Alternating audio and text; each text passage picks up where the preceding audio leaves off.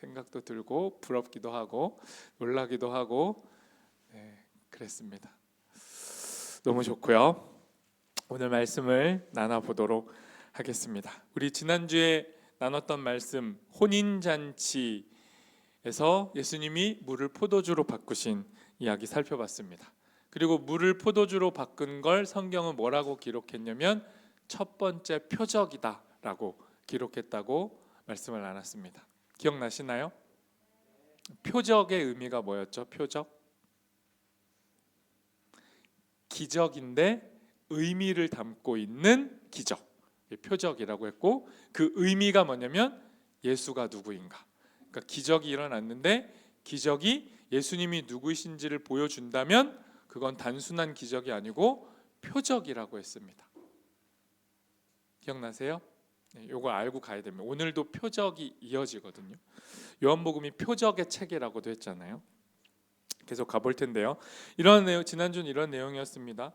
그 맛을 잃어버린 물 같은 우리 인생을 예수님이 포도주로 변화시키시고, 물이 포도주로 변하면 우리 삶이 잔치가 된다고 했습니다. 그리고 이 사건의 좀 더 깊은 의미는 개인의 가정집에서 일어난 사건일 뿐만 아니라 이스라엘 전체가 지금 잔치가 중단된 위기였다고 했어요. 이스라엘이 하나님을 떠나 있고, 겉으로는 항아리에 물도 가득 차 있고 뭐 많아 보이고 잔치도 벌어지고 있지만 실제로는 포도주 없는 잔치, 그게 이스라엘의 실체였다. 근데 그걸 예수님이 다시 잔치로 바꾸신다가 지난주 기적의 의미였습니다. 지난주 때 얼마나 충분히 제가 전달했는지 모르겠는데 꼭 한 가지는 복습하면서 기억하셨으면 좋겠어요. 여러분, 예수님이 우리 삶의 물을 포도주로 바꾸시는데 언제 물이 포도주로 바뀌어요? 우리 인생이 언제 좀 물 같지 않고 포도주 같이 맛도 나고 향기도 나고 도대체 언제쯤 진짜 취해보고 잔치해 볼 수 있는 거예요? 언제 그래요? 언제 포도주가 돼요 우리가? 몰라요. 감사합니다. 몰라요. 근데 여러분, 우린 뭘 믿어요? 물이 포도주로 바뀐다는 거. 누가? 예수님이 우리를 바꾸신다는 거. 그거 믿으면 제가 장담 하나 해드릴 수 있어요. 정확히 언제 바뀐다고 말 못하는데 진짜 바뀝니다. 점점점 바뀝니다. 그리고 내가 바뀌어가는 걸 조금씩 느껴요. 그걸 경험해가는 겁니다. 완벽한 상태를 꿈꾸는 게 아니라, 물론 꿈꾸죠. 그날이 옵니다. 그런데 이 땅을 사는 동안 우리는 아주 더디게 물에서 포도주로 바뀌어가요. 근데 그걸 믿는 거예요. 예수님이 바꿔 가신다는 걸. 그리고 문득 삶의 순간에서 나 진짜 물 같았는데 나 이제 좀 철드나? 나 이제 조금 포도주처럼 익어가나를 느끼는 순간이 있어요. 그걸 믿으시고 가셨으면 좋겠어요. 이게 지난주의 설교 내용이었습니다. 그럼 이제 오늘 이야기로 돌아와 볼 텐데, 지난주는 가나라는 작은 지역에서 잔치집, 결혼식에서 벌어진 사건이었고, 오늘의 무대는 뭐냐면 가정집 잔치가 아니라 민족적 잔치의 무대에서 예수님이 벌이신 일이에요. 민족적 잔치가 뭐냐? 그게 유월절입니다. 유월절은 이스라엘의 잔치예요. 우리로 치면 광복절 같은 겁니다. 엄청나게 외세의 침략의 압박 속에 있다가 자유와 해방을 맛본 날이 유월절. 그래서 유월절은 잔치, 축제입니다. 그날 벌어진 일이에요. 13절을 같이 읽어보겠습니다. 13절입니다. 유대 사람의 유월절이 가까워져서, 자고 있어요? 방송실 자고 있어요? 제가 늘 고민이에요. 저 방송실 문을 다 뜯던지, 저기 안에 있는 사람들은 진짜 사각지대라서 마음껏 딴짓을 할 수 있거든요. 규진? 없다고요? 좀 괜찮아요? 잠깐만요. 이거 세 번역으로 준비했는데. 자, 여러분 성경책 있죠? 세 번역 성경 없어도 괜찮아요. 저만 일반 번역이 없는데 지금 13절 말씀. 제가 읽습니다. 여러분은 눈으로 보세요. 기억개정을. 제가 13절 말씀 읽습니다. 유대 사람의 유월절이 가까워져서 예수께서 예루살렘으로 올라가셨다. 오늘 본문의 배경은 유월절입니다. 유월절은 축제고 이스라엘 사람이라면 누구든지 이날 모여야 돼요. 어디로? 유월절의 중앙 무대인 성전으로 모여야 됩니다. 예루살렘에 성전이 있었거든요. 그러니까 이 축제의 하이라이트, 핫플레이스는 어디냐? 성전이에요. 그러니까 유월절도 중요한데 성전도 너무 중요합니다. 그래서 성전으로 모여들어야 돼요. 그래서 성전에 모여서 사람들은 이제 즐깁니다. 이들이 즐기는 방식이 뭐예요? 예배하는 거예요. 제사를 드리고 자신들을 구원하신 하나님을 기억하고 엄청나신 하나님이 우리 하나님이야. 민족적 자부심도 막 고취시키는 날이 이날이란 말이에요. 우리가 비록 로마의 압제를 받고 있지만 그래 로마 쟤네 힘 세지. 그런데 우리 하나님은 진짜 힘이 세거든. 우리는 하나님 백성이잖아. 우린 달라. 막 이런 날이 유월절이란 말이에요. 막 들떠 있는데 예수님이 상을 뒤집어 버립니다. 판을 엎어 버려요. 14절에서 15절도 제가 읽어봅니다. 그는 성전뜰에서 소와 양과 비둘기 파는 사람들과 나왔네요. 같이 읽어보도록 하겠습니다. 좋아요. 같이 읽어봅니다. 그는 성전뜰에서 소와 양과 비둘기 파는 사람들과 돈 바꾸어 주는 사람들이 앉아 있는 것을 보시고 노끈으로 채찍을 만들어 양과 소와 함께 그들을 모두 성전에서 내쫓으시고 돈 바꾸어 주는 사람들의 돈을 쏟아버리시고 상을 둘러 엎으셨다. 예수님 지금 무슨 행동하시고 있어요? 진짜 판을 깨고 있는 거예요. 흥이 한껏 올랐는데 갑자기 예수님 혼자 진지한 얘기하는 그런 느낌인 거예요. 우리 중에도 있죠. 즐거운 자리에서 꼭 판 깨는 사람 있죠. 전가요? 조금 무서웠어요. 질문하면서. 여러분 셀 모임 잘하고 있는데 제가 딱 등장하면은 그래요? 알겠어요. 자, 예수님이 멈춰졌던 잔치 자리에서 물을 포도주로 바꾸면서 잔치의 흥을 돋궜잖아요. 바로 전에. 근데 지금은 국가적 잔치 자리에서 예수님이 뭐 하고 있어요? 흥을 돋구지 않으시고 흥을 깨고 있어요. 이상한 행동을 하는 겁니다. 이게 무슨 행동이냐? 진짜 유월절은 잔치여야 돼요. 성전은 예배하는 공간이어야 돼요. 그러니까 잔치를 제대로 해야 되는데 예수님 보실 때는 잔치를 막는 먼지가 너무 많이 쌓여 있던 거예요. 성전에. 그래서 예수님이 지금 뭐 하는 거냐면 성전을 청소하는 겁니다. 야, 이렇게는 잔치 못해. 일단 뒤집어 엎어. 다시 시작해야 돼. 깨끗하게 해보자. 그런 의미의 행동을 하신 거예요. 그러니까 성전에서 소, 양, 비둘기 파는 거 그리고 돈 바꿔주는 거 이거는 이 자체 문제 없어요.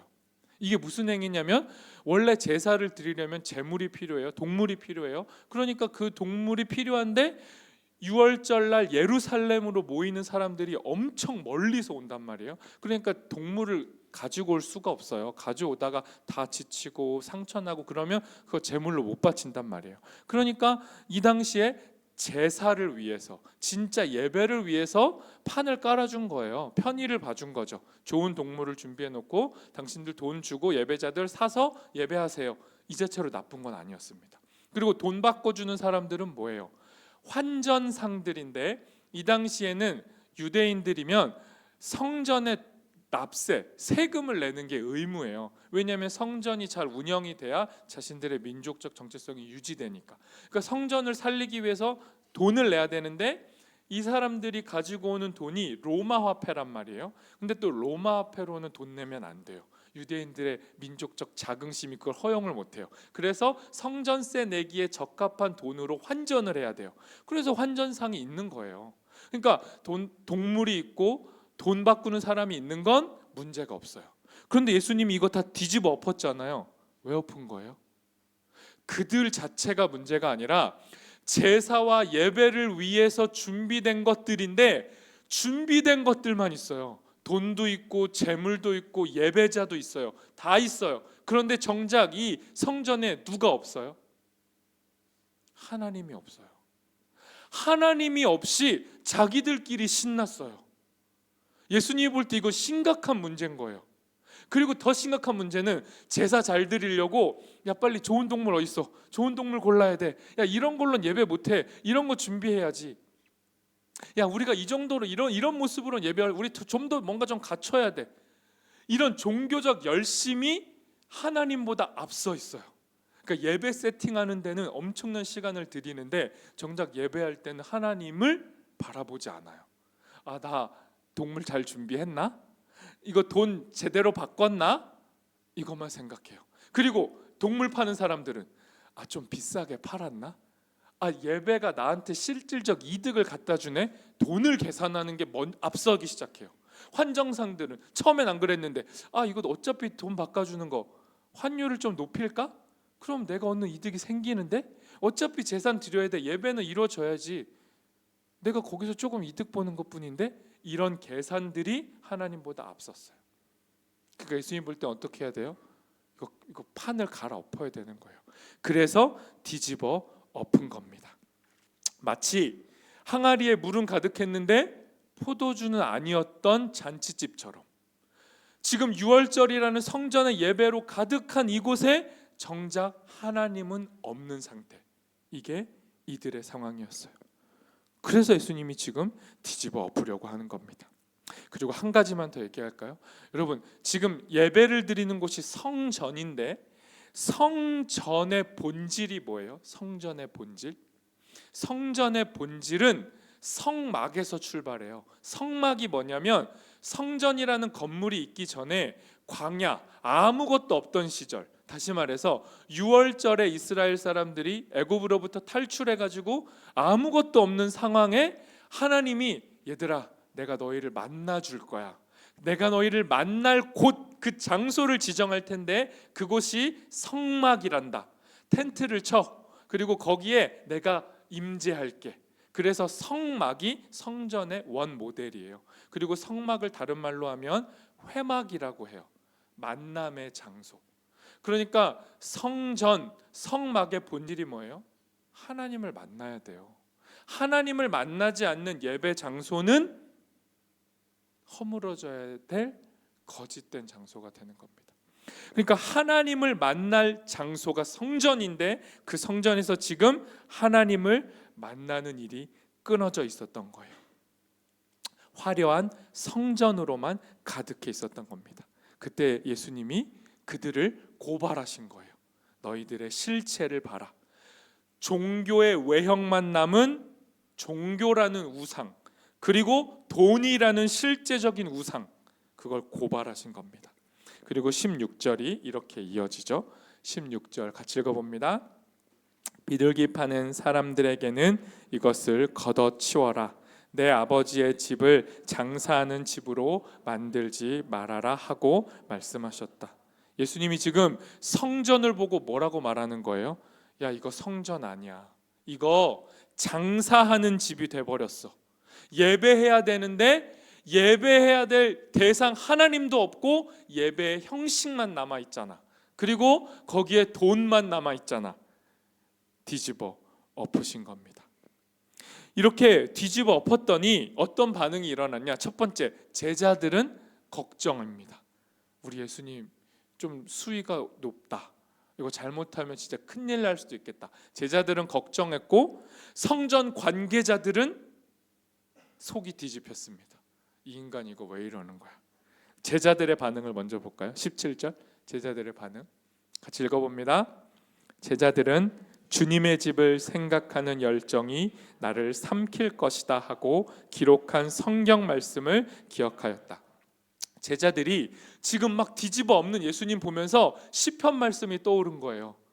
주님의 집, 그러니까 성전을 향한 열정이 자칫 잘못하면 그 열정이 가득한 사람을 삼키다, 집어 삼키다, 죽음의 자리에 놓을 수도 있다는 그 말씀이 떠오른 거예요. 예배를 너무 열정적으로 드리면 예배 방해자들에 의해서, 대적자들에 의해서 죽을 수도 있는데 그 말씀이 지금 예수님을 보면서 제자들이 떠오른 겁니다. 예수님 지금 맞는 말을 하시는 것 같긴 한데 저렇게 세게 하시면 죽을 수도 있을 것 같은데, 불길한 예감이 그 예감에 휘감기게 된 거죠. 그리고 언제나 불길한 예감은 틀리지를 않아요. 제자들의 이 불안은 현실이 됩니다. 나중에. 그리고 예수님으로 인해 불편을 느낀 유대인들은 예수님한테 항의하고 따지듯이 묻습니다. 18절은 공동번역 개정으로 읽어보겠습니다. 같이 읽습니다. 그때에 유다인들이 나서서 당신이 이런 일을 하는데 당신에게 이럴 권한이 있음을 증명해 보시오. 도대체 무슨 기적을 보여주겠소 하고 예수께 대들었다. 뭐라고 말한 거예요? 지금 예수님 보고 묻는 거예요. 네가 뭔데 이거 다 뒤집어 엎어. 네가 뭔데 지금 막 성전의 권력과 권위를 막 폭로하는 거야. 너 그 능력 있어? 표적 보여봐. 그렇게 얘기한 겁니다. 근데 여러분 보세요. 하나님이 없는 성전에 다시 하나님이신 예수님이 들어가셨어요. 하나님이 없던 성전에 하나님이 들어가신 거예요. 그리고 나서 그 성전을 온전한 성전으로 회복하시려고 청소를 하고 계세요.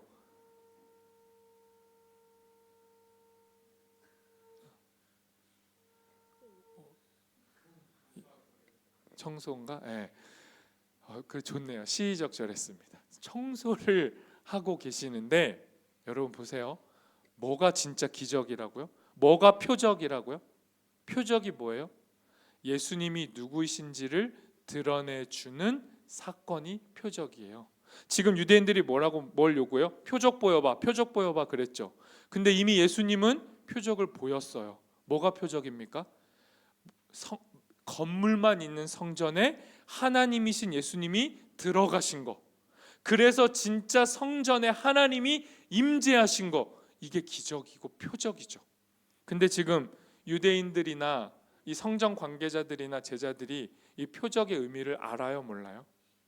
몰라요. 모르니까 이렇게 따져 묻는 거잖아요. 너 뭔데? 표적 보여봐. 그런데 여러분 생각해 보십시오. 이미 요한복음 1장 14절 요한복음 초반에 예수님이 자기 존재로 어떤 기적을 일으키는 존재인지를 보이셨어요. 요한복음 1장 14절 다시 한번 기억하는 의미에서 읽어보겠습니다. 말씀이 육신이 되어 우리 가운데 거하심에 우리가 그의 영광을 보니 아버지의 독생자의 영광이요 은혜와 진리가 충만하더라. 여러분 보세요. 여기서 말씀이신 하나님이 육신이 되어 우리 가운데 거하심에 우리와 같이 사는 것, 거하시다, 살다, 거주하다, 머물다. 이게 뭐냐면 이게 성막의 언어예요. 성전의 본질적 언어예요. 예배는 뭡니까? 하나님이 우리와 같이 머무시는 것. 예배의 본질이 뭡니까? 우리와 머무시는 하나님을 만나는 것.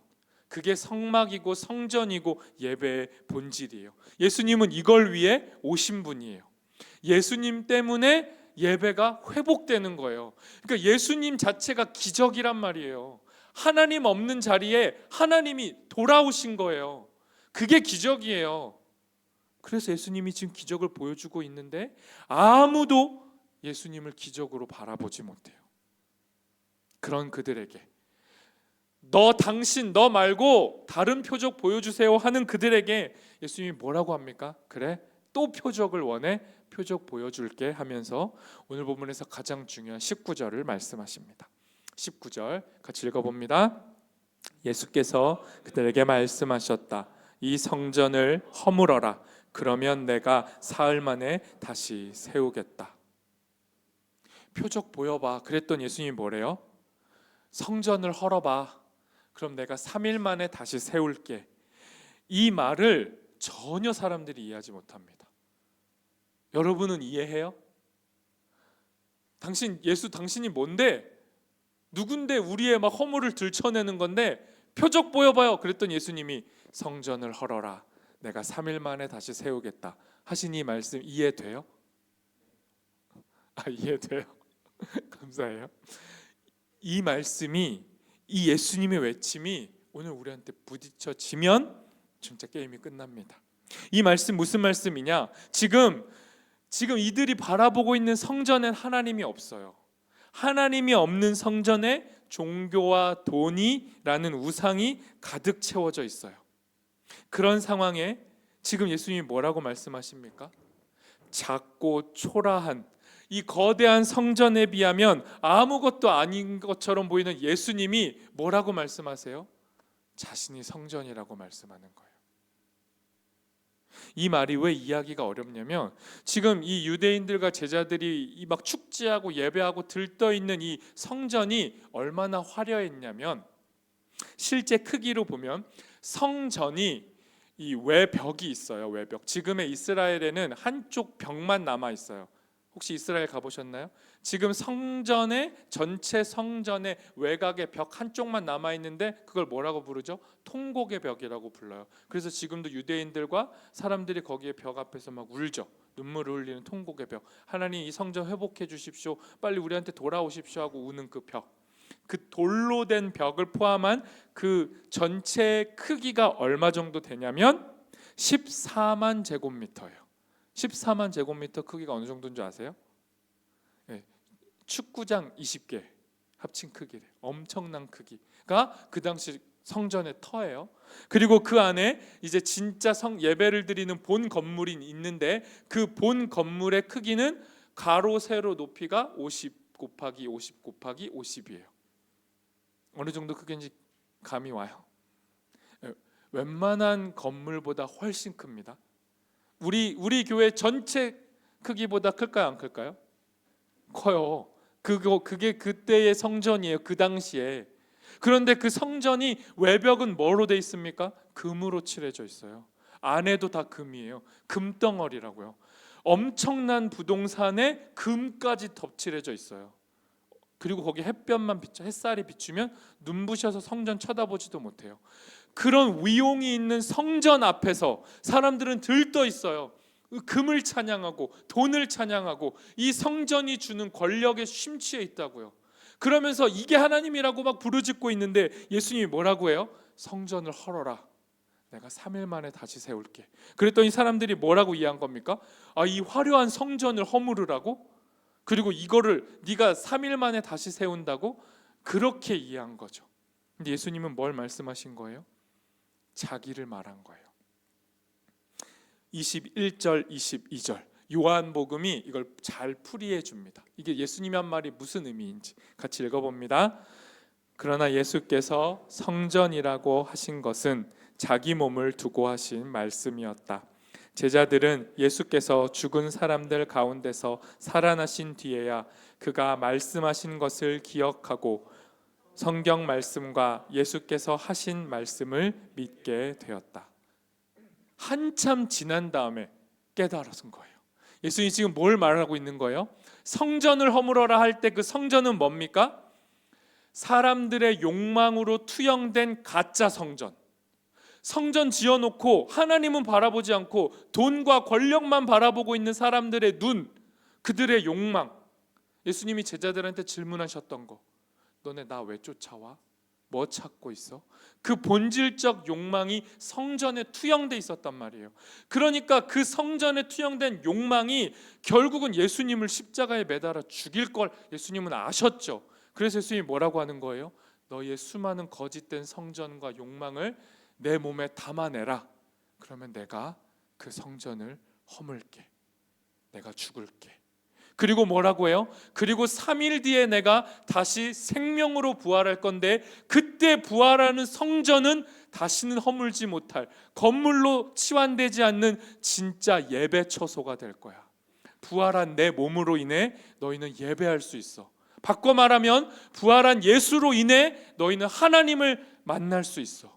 예수로 하나님을 예배할 수 있어라고 말씀하신 게 이 성전을 헐어라 3일 만에 내가 다시 세우리라에 담긴 말씀이에요. 제자들과 성전 관계자들은 이 당시에 이해하지 못했어요. 그럼 여러분 질문해 볼까요? 예수님이 지금 자기를 헐어서라도 자기 몸을 십자가에 내어주면서까지 되살리고 싶은 성전이 있는데 그게 하나님이신데 그 성전을 되살리려면 무너져야 되는 게 있대요. 그게 예수님이 뭐라고 말씀하시는 거예요? 오늘 본문에서는 압축해 보자면 종교 권력과 돈이에요. 껍데기만 남은 신앙생활, 종교 형식, 이게 첫 번째 우상이고, 두 번째 우상은 그 종교 형식으로 인해 내가 취하게 되는 실질적 이득, 돈을 말하는 거예요. 종교와 돈이라는 우상을 헐어버리라고 말씀하신 거예요. 여러분, 질문해 볼까요? 오늘날 우리는 이제 예수님이라는 성전을 믿어요. 그리고 예수님이라는 성전에서 예배를 해요. 그럼 우리 안에는 종교와 돈이라는 우상이 이제 없나요? 우리 이제 예수님이 청소하셨으니까 우리 깨끗한 곳에서 정말 하나님 만나고 예배하고 있어요? 종교와 돈이라는 우상 여전히 살아 있습니까? 살아 있어요? 안 살아 있어요? 살아 있죠. 어떻게 살아 있죠?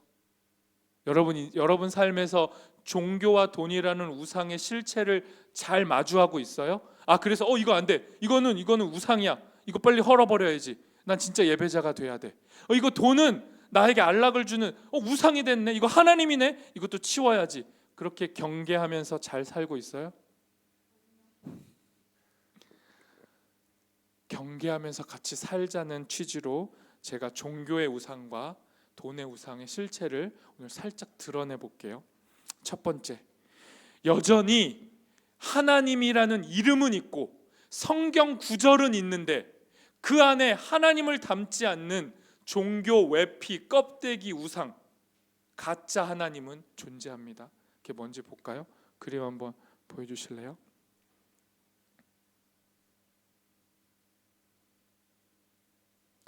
안 돼요? 그렇게 감칠맛 나게. 자, 이거 사진 보신 분 있어요? 뉴스에서? 이거 무슨 사진이냐면 트럼프 대통령을 딱 가운데 모시고 이제 국방 전쟁 관련된 사람들과 이제 목사님들이 모여서 트럼프 대통령한테 기도해 주는 거예요. 지금 미국 이스라엘과 이란이 전쟁 중이잖아요. 여러분 잘 보고 있죠? 잘 보고 있죠? 전쟁이 일어났어요. 그런데 미국과 이스라엘이 군사작전을 펼쳐야 되잖아요. 미사일을 막 쏴야 된단 말이에요. 일단 이란이 전투력이 좀 센 나라예요. 중동에서는 거의 1등이란 말이에요. 함부로 못 건드려요. 그러니까 이제 쉬쉬하는데 이제 제대로 싸워보자 해가지고 전쟁을 이제 시작했잖아요. 물론 이스라엘이 먼저 시작했습니다. 25년 6월에 먼저 막 포탄 날려가지고 이란이 좀 다쳤죠. 그때 이후로 전쟁이 커진 건데, 미국과 이스라엘이 군사작전을 펼쳤어요. 이란에 미사일을 쏘는 그 작전 이름이 뭐냐면 라이징 라이언이에요. 라이징 라이언, 일어나는 사자. 그러니까 사자여 일어나서 우리의 먹이인 이란을 치자, 이거예요. 그 다음에 또 두 번째 요즘 작전의 이름은 라이언즈 로어예요. 그러니까 사자의 표어입니다. 일어난 사자여 더 소리를 질러서 이란을 완전 괴멸시켜야 된다, 이거예요. 그런데 이 라이언이라고 하는, 이 사자라고 하는 작전명이 어디서 나왔냐면 민수기 23장에서 가져온 거예요.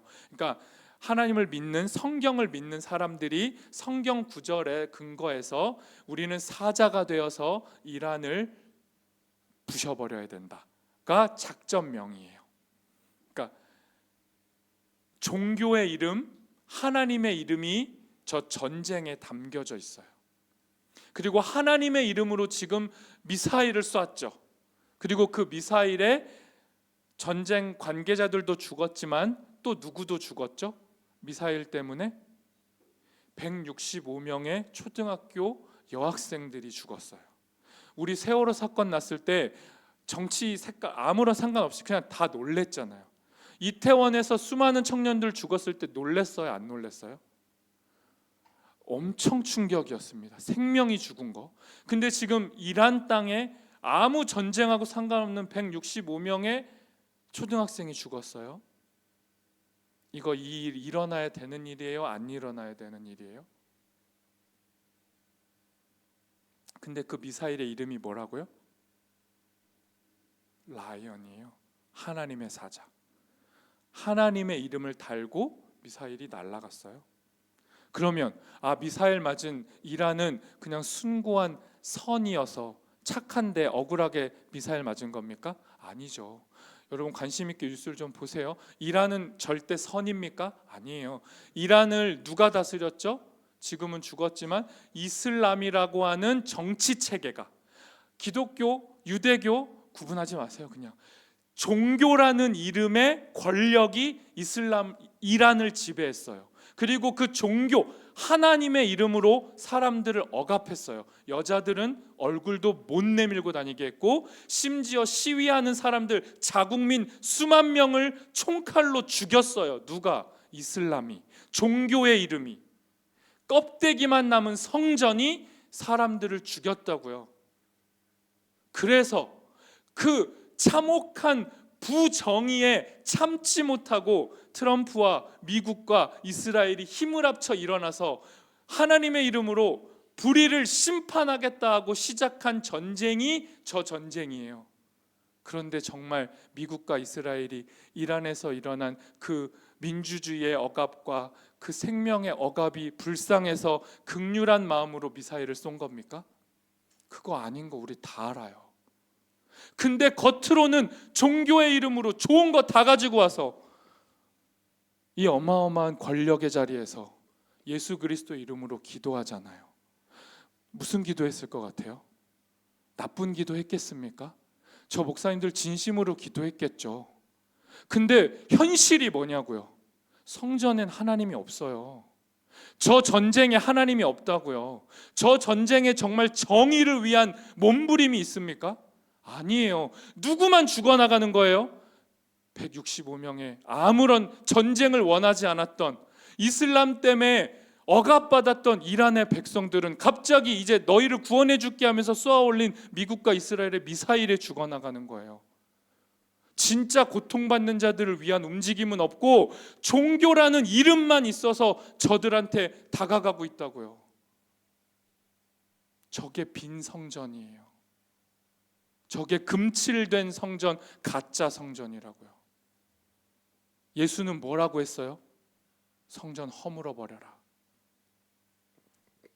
허물어 버리라고요. 또 종교의 민낯 하나 볼까요? 최근에 우리 이제 기독교, 이제 저 사진 안 보여주셔도 됩니다. 저거 계속 띄우면 또 오해할 수 있잖아요. 아, 목사님의 정치 색깔은 뭐겠구나. 이런 말도 안 되는 음해와 생각은 좀 버려두세요. 저 현장에 정치색이 어디 있습니까? 여러분 정신 똑바로 차리고 자기 입장을 가지시고 그리스도인으로 우상 숭배 현장을 보세요. 이란에 넘쳐나는 우상과 미국과 이스라엘에 넘쳐나는 우상과 그 주변에서 콩고물 얻어먹을 거 뭐 없나 하는 중국, 러시아, 유럽, 우리 대한민국의 우상 숭배 현실을 보시라고요. 또 하나 볼까요? 최근에 기독교, 우리 이제 기독교 얘긴데, 한 부산의 대형 교회의 담임 목사님이 부교역자들을 모아놓고 욕을 하셨습니다. 근데 뭐 욕하는 목사님 있을 수 있죠. 근데 욕설의 수위도 높지만 왜 욕을 했는가가 중요해요. 근데 그 욕의 이제 음성본이 공개가 돼가지고 그 목사님은 결국 이제 사임했습니다. 근데 더 중요한 건 뭐냐면 왜 욕했냐예요. 왜 욕했냐? 그분이 왜 욕했을까요? 대형 교회예요. 그 교회가. 근데 이런 내용이에요. 부목사님들 앞에 있어요. 남자 사역자도 있고 여자 사역자도 있는데 성별 상관없이 다 욕합니다. 근데 이런 거예요. 너네 그런 식으로 목회해가지고 이 교회가 이게 살아남겠냐? 이 위기의 시기에 더 열심히 신방하고 더 열심히 찾아가고 더 열심히 섬기란 말이야. 이제 거기 뭐 다양한 표현이 나와요. 이 권사님은 우리 교회 VVIP인데 그렇게 대우하면 되겠냐? 철저하게 열심히 고객을 서비스하란 말이야. 그래야 기업이 성장하지 라는 논리가 대형 교회 안에서 똑같이 작동했어요. 부목자님들 그렇게 해가지고 그렇게 느슨하게 목회하면 되겠습니까? 당신들은 지금 여기 와가지고 일하는 목사고 나는 담임 목사니까 나한테 다 책임지라는 겁니까? 당신들도 진지한 막 그 열정의 마음으로 잠자지 말고 쉼 없이 목회해가지고 교회를 성장시키란 말입니다. 이 원리, 이 마음으로 욕을 한 거예요. 정당해요, 정당하지 않아요? 그 목사님 욕할 만한 거예요? 매출이 잘 오르지 않는 기업을 일군 그 창립자, 그 CEO가, 아니 그 회장님이 분에 막 열이 받아가지고 내가 이 회사를 어떻게 세웠는데, 야 그때 나 잠 안 자고 뛰어다니면서 영업했어. 근데 니네는 이제 돈은 많이 받으면서, 대기업에 와가지고 돈은 많이 받으면서 일은 안 하고 돈은 많이 달라 그러고, 그럼 되냐 하고 막 소리 지르고 욕하는 회장님하고 그 담임 목사님하고 연결되어 안 돼요? 정당해요? 그 욕은? 그 분노는? 정당하지 않아요. 아무리 교회를 위한 마음 때문에 욕했다, 교회를 성장하는 건 중요하지 않냐라고 해도, 교회를 성장하고 교회를 부흥하기 위해서 그 교회를 섬기는 하나의 몸인 교역자들에게 인격살인을 하고 모독을 줘서 수치심을 느끼게 한 다음에 수치심 때문에 무서워서 열심히 일하게 하는 방식, 그리고 이제 그 권력의 권위에 눌려서 어쨌든 열심히 하게 만드는 그 폭력의 방식이 옳으냐고요.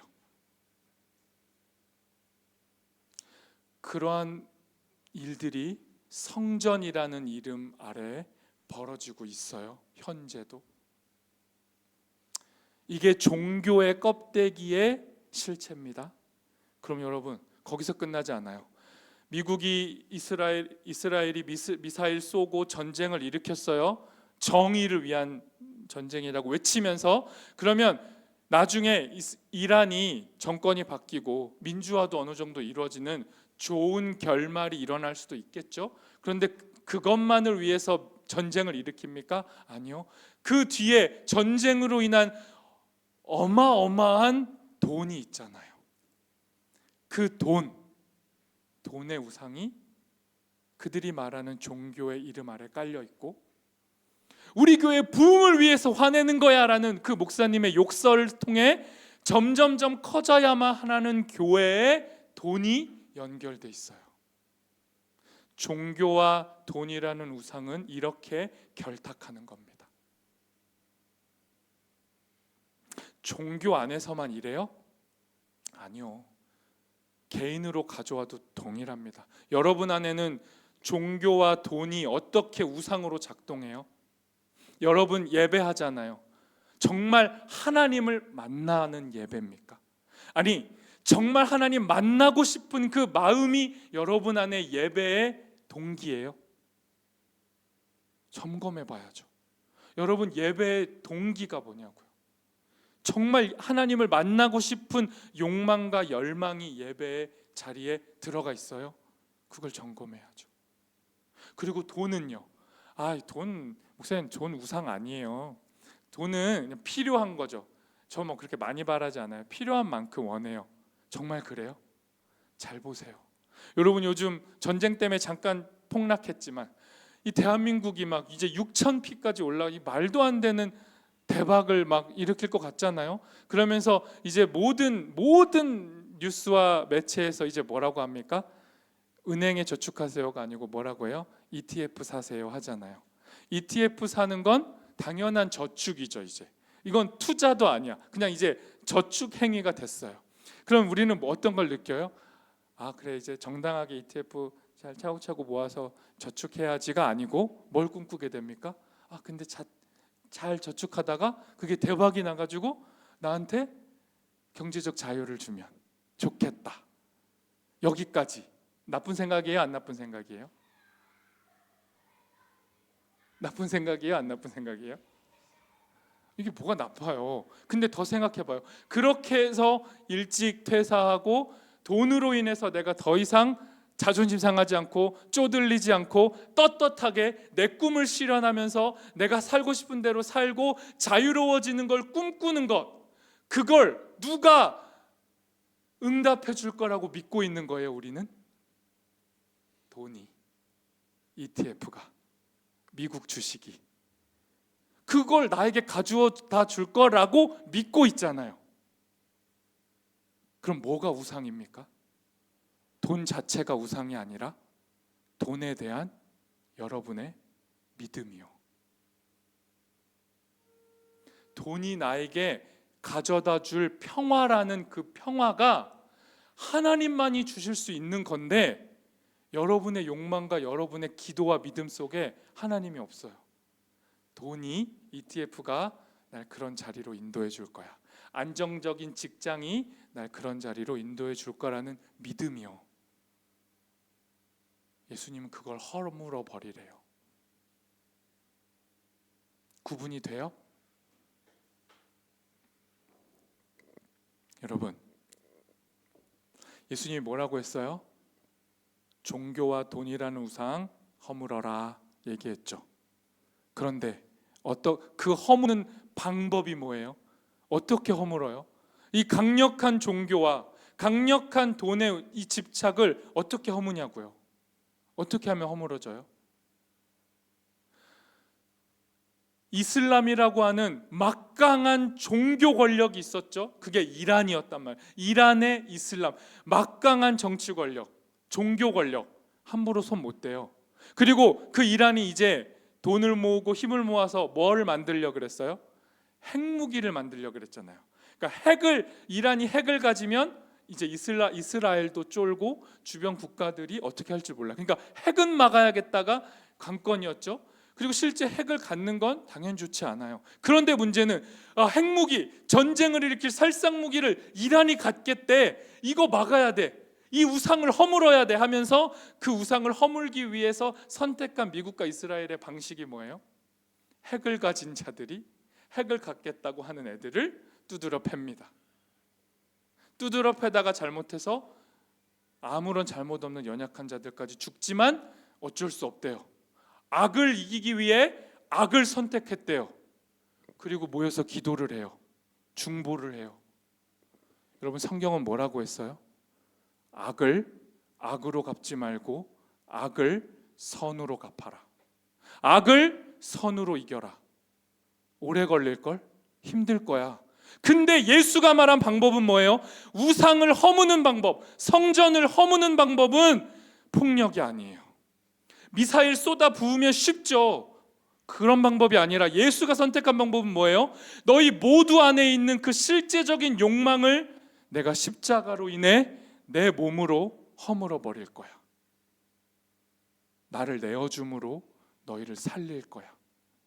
이게 예수의 방법이에요. 이 성전을 헐어라. 3일 만에 내가 다시 세운다. 이 말씀 여러분 어떻게 적용하실래요? 여러분 삶에 있는 종교와 돈의 우상을 어떻게 허무실래요? 예수님 방법을 따르십시오.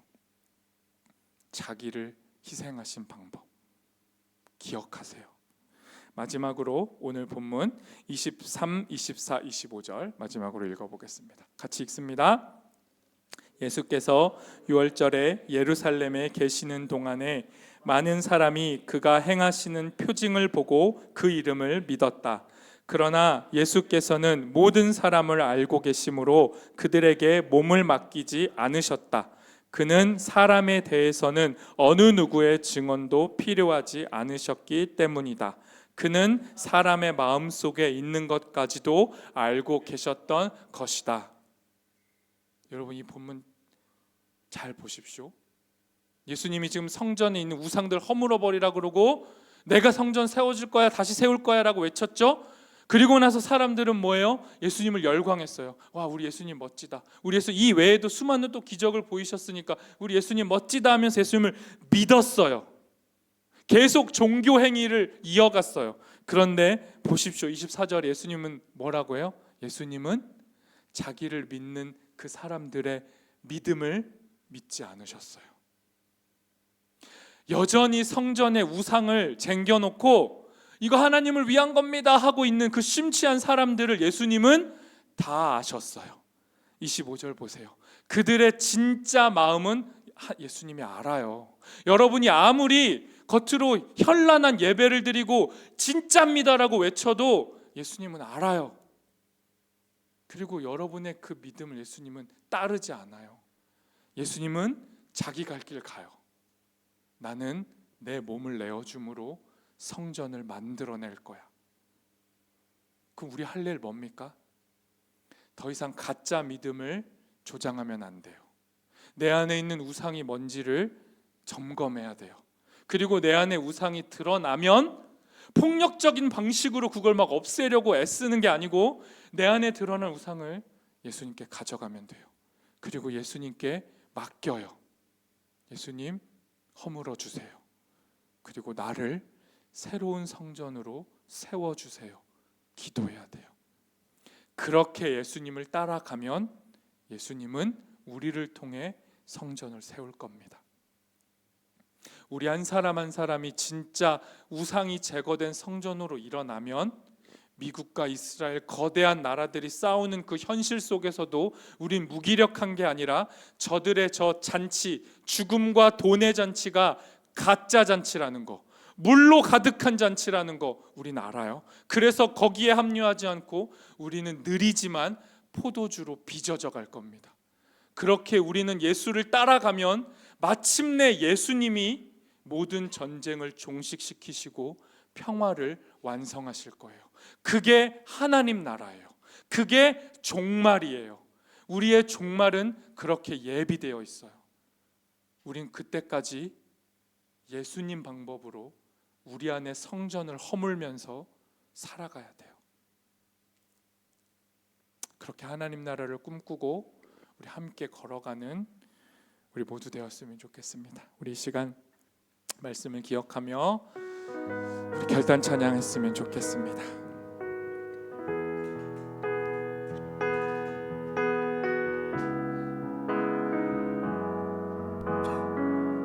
우리 주님께 고백합니다. 주의 나라가 임할 때 하나님 임재하실 때 예배가 회복되며 기적은 일어나네.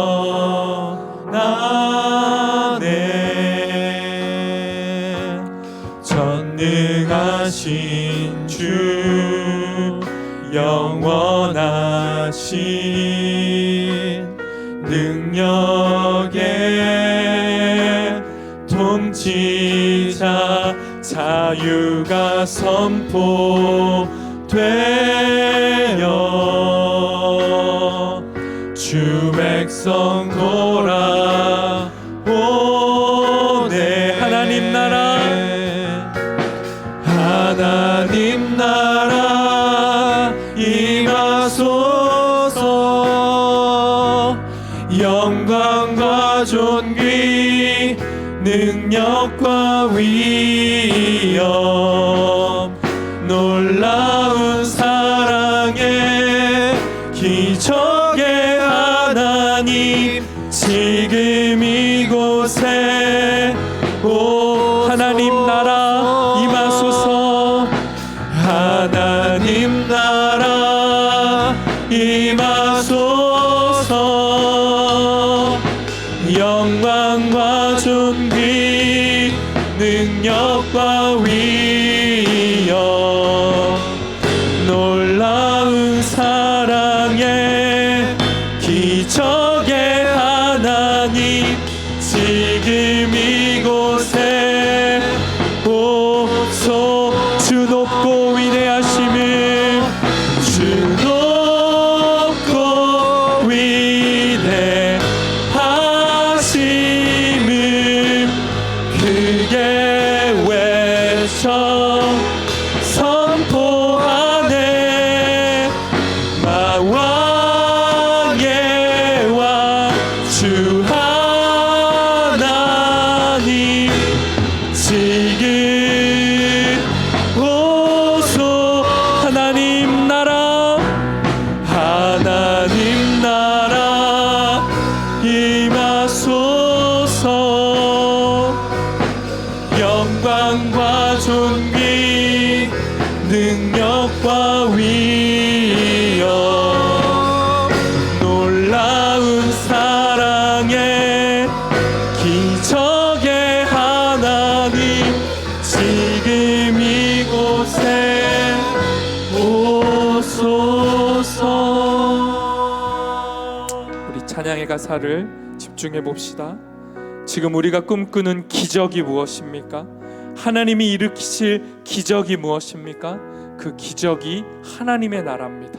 하나님의 나라는 어떻게 임합니까? 하나님을 포효하는 사람들, 하나님의 이름을 선포하는 사람들, 예수 그리스도의 이름으로 하나님을 사랑하는 사람들로 인하여 하나님 나라라는 기적이 일어나는 겁니다. 여러분, 지금 이 땅이 포효하고 있어요.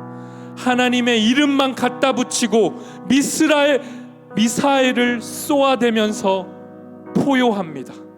시끄러운 굉음을 내면서 이 죽음의 힘이 평화를 가져다 줄 거다. 지금은 미사일을 쏟아붓지만 나중에는 평화가 올 거라는 거짓을 선동합니다. 자신의 악을 정당화합니다. 그 악으로 인해 얻게 될 돈, 하나님이라고 하는 돈, 그 돈으로 인한 평화, 그것에 목매달고 있습니다. 여기에 하나님 나라 없고 이 악함을 예수님은 허물어 버리셨습니다. 자기 몸으로 허물어 버리셨습니다. 여러분, 우리 안에 있는, 이 시대 안에 있는 우상, 우리 안에 있는 우상 점검하십시오. 그리고 그 우상을 거절하십시오. 예수의 이름으로 거절하십시오. 돈의 노예가 되지 마시고, 돈을 하나님으로 여기지 마시고, 돈을 다스리시고 돈을 운용하시고, 종교라는 껍데기로만 신앙생활하는 게 아니라 정말 하나님을 만나고 싶은 그 열망으로, 하나님을 원하는 그 진실된 갈급함으로 예배하십시오. 성전을 허물어 버리십시오. 예수라는 새로운 성전에 들어가 예배하십시오. 우리 이를 위해 이 시간 주님의 은혜를 구하며 같이 기도하도록 하겠습니다. 기도합시다.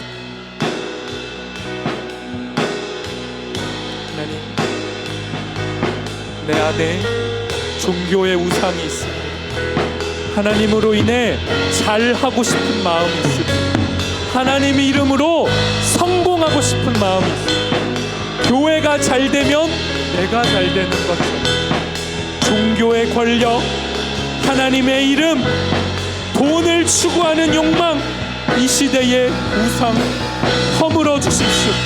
예수의 십자가로 우리 안에 있는 우상을 허물어 주십시오. 우리 안의 우상을 예수의 방법으로 허물어 주십시오. 그러면 우리가 살겠습니다. 우리가 살아나겠습니다. 3일 만에 예수님이 부활하신 것처럼 우리도 살아날 겁니다. 주님, 우리를 교회로, 성전으로 다시 세워주십시오. 우리를 빚어주시고 만들어주십시오. 그 깨끗함으로 예배하기를 소망하오니 성령 하나님, 우리를 살려주시옵소서.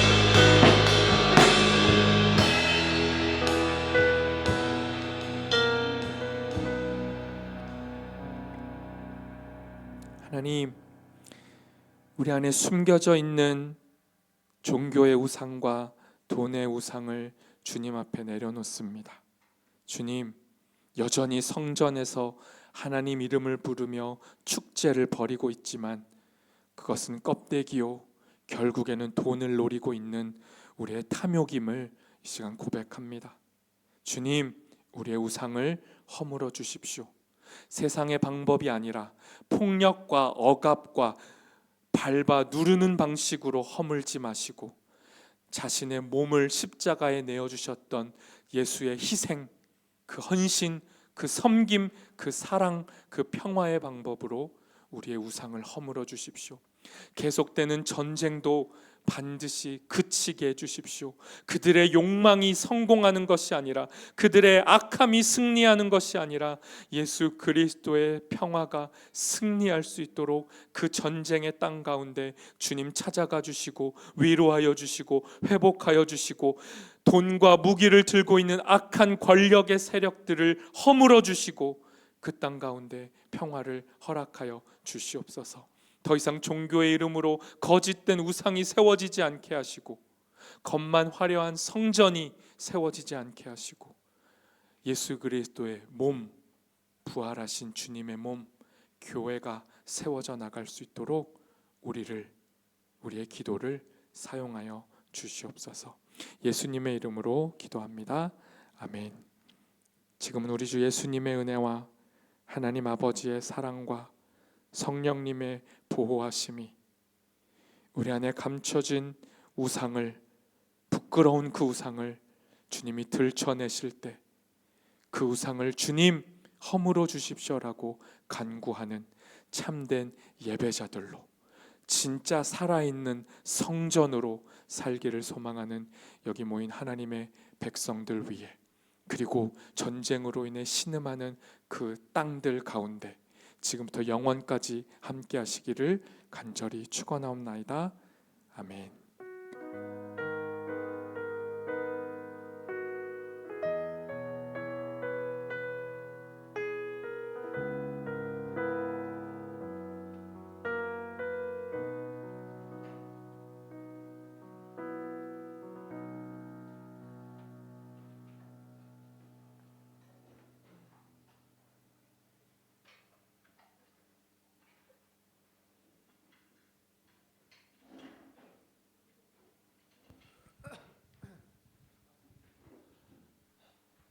광고하겠습니다.